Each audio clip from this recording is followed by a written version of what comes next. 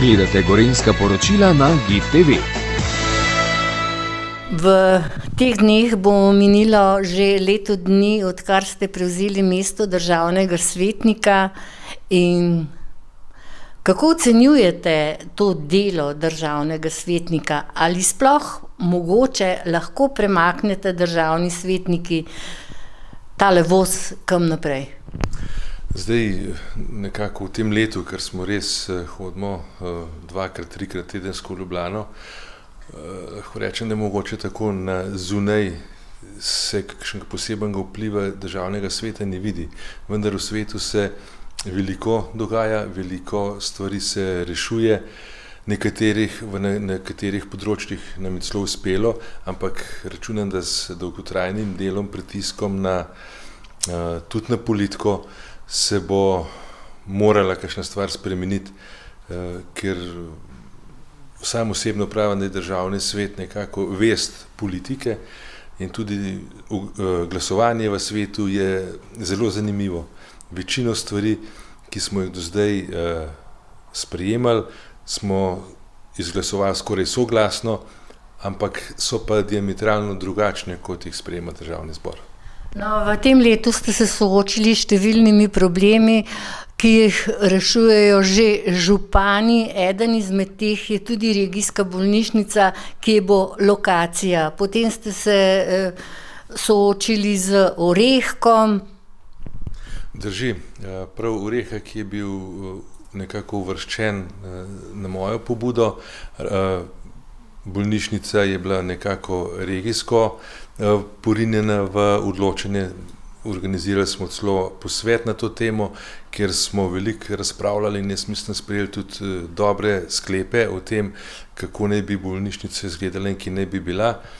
Prav te dni pa smo obravnavali tudi eno zopet zahtevno temo.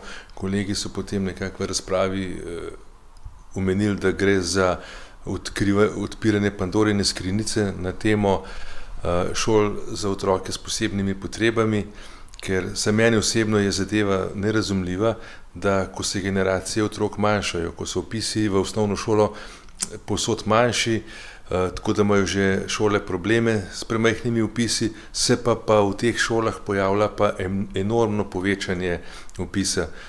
Samo v zadnjem letu je na primer šola Helena Puhar iz Kranja povečala vpis v to šolo kar za 23%. Ne vem, tudi sam sem hodil v šolo, mogoče kdo tega niti ni opazil, ampak tega je res sicer že 50 let. Takrat so bili učenci v razredu, nekaj je bilo dobrih, nekaj prav dobrih, nekaj zadostnih, kakšen piflar, ampak vse skupaj je nekako funkcioniralo. Letos sem pa, ko sprejemam odličnjake tukaj na občini, je bilo pa v enem oddelku kar 50% 9 let odličnih. Potem je nekaj prav dobrih, ostali so pa otroci s posebnimi potrebami. Tukaj mislim, da je treba narediti tudi na nivoju šolstva neke korenite spremembe. Menim, da urnik za osnovnošolskega učenca, ki traja 8 šolskih ur, to je zagotovo prevelika obremenitev za take otroke in tudi tisti najbolj sposobni težko zdržijo koncentracijo 8 ur na dan. Vsekakor se vam zdi, da država daje premalo posluha na otroke z posebnimi potrebami in ne nazadnje samo otroke s posebnimi potrebami, tudi z določenimi okvarami, kot je Downov sindrom, kot je Sonček, kot različni te populacije, mogoče zveza slepih, zveza gluhih. Drži, teh otrok s posebnimi potrebami je več vrst. Prav te, ki imajo posebne potrebe, to se pravi Downov sindrom in te stvari, je zagotovo treba zelo previdno obravnavati. Potem ti otroci hodijo v to šolo do svojega 26. leta in so tam nekako v varstvu in za te otroke je zagotovo treba poskrbeti na poseben način. Mene bolj motijo te otroci, ki imajo lažje težave. S temi lažjimi težavami bi se pa verjetno morale šole več ukvarjati, drugače ukvarjati, ali pa so tudi te odločbe mogoče majhne, da malo pretiravajo ti odločevalci. In jaz mislim, da s tem tudi otroke nekako izločijo svojega tistega matičnega okolja, izmed svojih kolegov in se potem nekako počutijo mogoče celo drugorazredni ali kako drugače. Po drugi strani pa vem, da recimo prav na naše šole tukaj v Strahinu, v Biotehniškem centru, so tudi ti otroci potem v nadaljnjem šolanju kar uspešni. In tudi potem v svojih poklicih so uspešni in mislim, da je tukaj treba veliko več previdnosti, veliko več zdrave pameti. No in ena izmed tem, s katero se ukvarja kar precej županov, tudi na Zgornjem Gorenjskem in konec koncev ne samo na Gorenjskem, tudi na Primorskem so volkovi. Drži, tudi o tem je v državnem svetu bilo že kar več debat.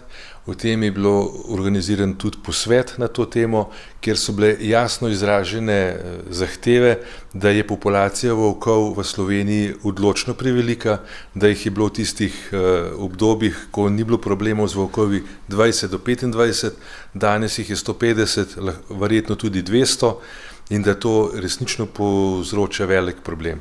No, ko smo sedeli na teh razpravah in to poslušali, so predstavniki ministrstva seveda izrazili, da je njihova edina skrb v tem področju, kako zavarovati volka, ne človeka, volka. In prav v naslednjem tednu bo tekla beseda ponovno o volkovih v Triglavski Roži na Bledu. Drži, tudi jaz sem dobil to vabilo, če bo le čas dopuščal, se bom tega z veseljem udeležil. In okrog te tematike mislim, da bo tudi zdaj nekaj naših svetnikov bo podalo ustavno pritožbo, ustavno presojo in da bo tudi ustavno sodišče na ta zakon o zaščiti velikih zveri odločil, ali je to res primerno ali treba zadevo urediti drugače. Dejansko te volkovi ne ogrožajo samo drobnice in živali, ampak tudi že ljudi.